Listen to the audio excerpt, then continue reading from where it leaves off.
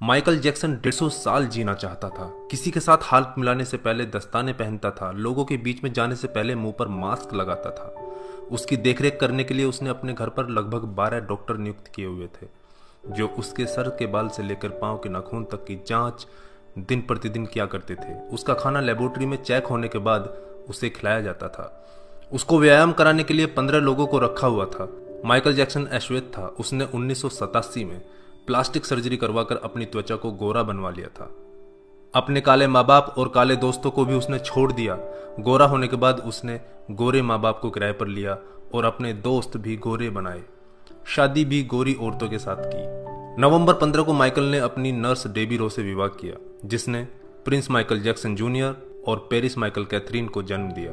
वो 150 साल तक जीने के लक्ष्य को लेकर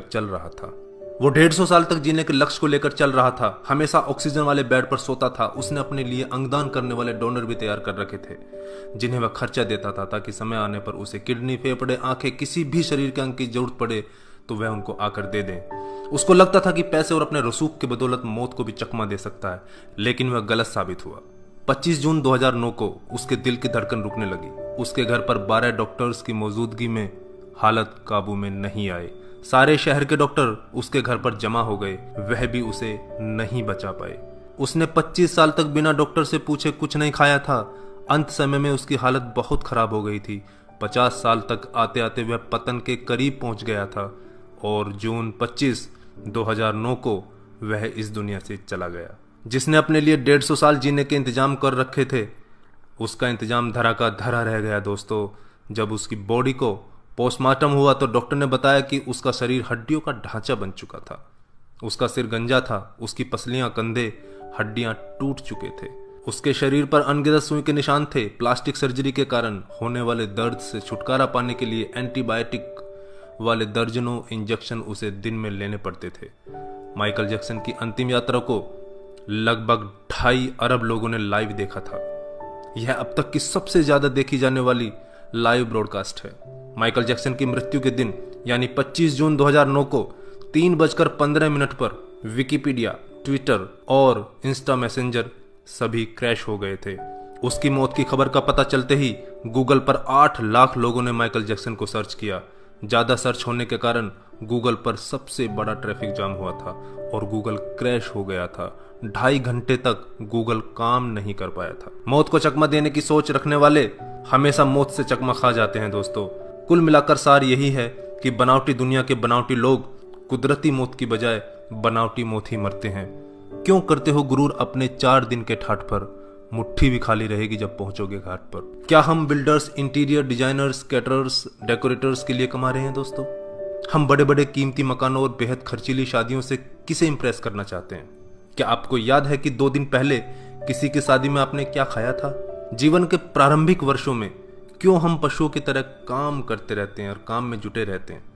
कितनी पीढ़ियों के खान पान और लालन पालन की व्यवस्था हम करना चाहते हैं? हम में से अधिकांश लोगों के 2 बच्चे हैं, बहुत का तो सिर्फ एक ही बच्चा है। हमारी जरूरत कितनी है और हम कितना पाना चाहते हैं, इसके बारे में जरा सोचिए।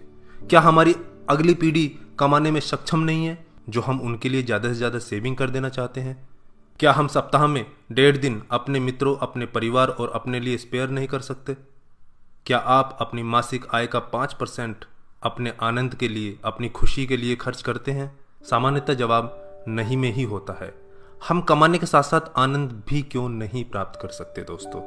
इससे पहले कि आप स्लिप डिस्क का शिकार हो जाएं, इससे पहले कि कोलेस्ट्रॉल आपके हार्ट को ब्लॉक कर दे, आनंद प्राप्ति के लिए समय निकालिए मेरे दोस्तों। हम किसी प्रॉपर्टी के मालिक नहीं होते, सिर्फ कुछ कागजातों, कुछ दस्तावेजों पर अस्थायी रूप से हमारा नाम लिखा होता है। अगर भगवान ऊपर है तो वो हमें देखकर हंसता होगा। वो सोचता होगा कि हम कैसी कैसी बातें करते हैं जब हम कहते हैं कि मैं इस जमीन के टुकड़े का मालिक हूं। किसी के भी बारे में उसके शानदार कपड़े और बढ़िया कार देखकर राय कायम मत कीजिए। हमारे महान गणित और विज्ञान के शिक्षक स्कूटर पर ही आया जाया करते थे। धनवान होना गलत बात नहीं है, लेकिन सिर्फ धनवान होना गलत है। आइए जिंदगी को पकड़ें इससे पहले कि जिंदगी हमको पकड़ ले। एक दिन हम सब जुदा हो जाएंगे, तब अपनी बातें, अपने सपने हम बहुत मिस करेंगे। दिन, महीने, साल गुजर जाएंगे, शायद कभी कोई संपर्क नहीं रहेगा। एक रोज हमारी बहुत पुरानी तस्वीर देखकर हमारे बच्चे हमसे पूछेंगे कि तस्वीर में ये दूसरे लोग कौन हैं। तब हम मुस्कुराकर अपने अदरस आंसुओं के साथ बड़े फक्र से कहेंगे, ये वो लोग हैं जिनके साथ मैंने अपने जीवन के बेहतरीन दिन गुजारे थे। मेरे दोस्तों, जीना सीखिए। धन्यवाद। जय हिंद।